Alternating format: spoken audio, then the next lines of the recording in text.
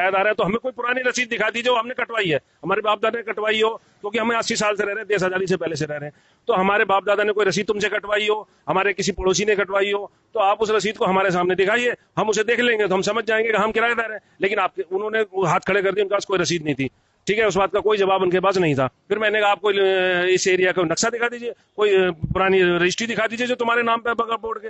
कोई कागज नहीं था, कुछ नहीं था, सिर्फ वो ये इस तरह से आए थे जमीन जिहाद के तरीके से कि जमीन कब्जा करनी है, कैसे करनी है और हिंदुओं को कैसे इन जमीनों से निकालना है, पहले इनको किराएदार बनाना है, फिर उनको घर से निकालना है, और घर से निकालने के बाद उस जगह को, जैसे कश्मीर में हुआ था ना, रोशनी एक्ट बनाया गया था, तो उस रोशनी एक्ट के तहत 101 रुपए में वो जमीन मुसलमानों को दे दी गई।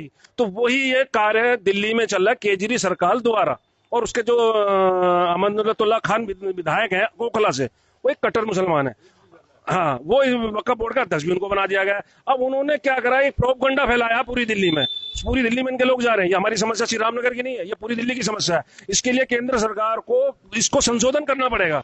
हमें ये बताइए कि हम 80 साल से 100 साल से जमीन पे रह रहे हैं, उस जमीन को हम वापस किराएदार बन जाए, इन लोगों के, मुसलमानों के किराएदार बन जाए हिंदुस्तान के अंदर, ऐसा कैसे हो सकता है?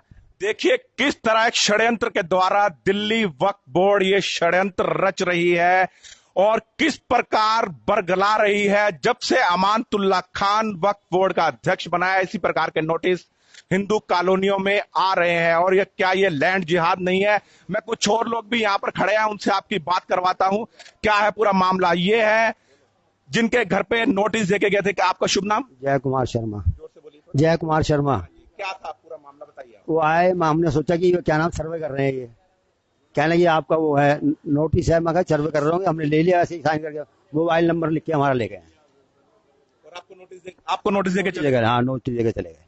इनको इनके घर पे नोटिस थमाकर चले गए। ये उस वक्त घर पे मौजूद नहीं थे, घर पे घर की महिलाएं थी। 1990 के अनुसार जब वक्फ बोर्ड के पास 4 लाख एकड़ भूमि थी और आज वक्फ बोर्ड के पास 8 लाख एकड़ भूमि है, जबकि देश की जमीन में कोई इजाफा नहीं हुआ, देश की जमीन कमी हुई है, चाहे वो लद्दाख की तरफ से हुई हो, कहीं भी हुई हो, कश्मीर की तरफ से हुई हो।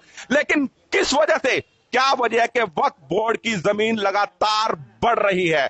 1947 में जो हिंदू परिवार यहां रह गए और मुस्लिम परिवार वहां चले गए, आज भी उन जगह पे वक्फ बोर्ड अपना दावा जता रहा है, जबकि